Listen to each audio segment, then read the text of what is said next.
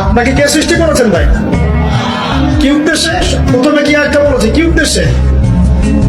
আমাকে আল্লাহ পাঠিয়েছেন দুনিয়াতে নামাজ পড়তে, রোজা রাখতে, দিনের প্রচার করতে, দিনের জ্ঞান অর্জন করতে, এই তো। তা আমি একজন মেয়ের জন্য জীবন নষ্ট করে দিব? আমি তাহলে আল্লাহর কাছে কি মুখ দেখাবো আর নবীর কাছে কি মুখ দেখাবো?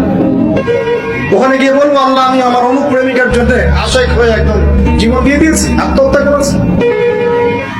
গেছে ভাই, যাইতে দেন। যে ব্যক্তি আপনার অবস্থানকে মূল্যায়ন করে নাই, সে আপনার যোগ্য ছিল না। এখন আপনি কি করবেন? নিজের অবস্থান উন্নত করেন, আপনার পিছনে লাইন ধরেও করবে। এটাই বাস্তবতা। দুনিয়া খুব খারাপ জিনিস।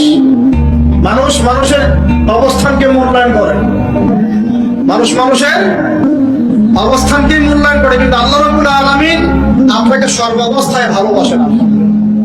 এই যে আমরা এখন অনেক পাপ করছি না, আল্লাহকে আমাদেরকে আযাব দিয়ে ধ্বংস করে দিয়েছে।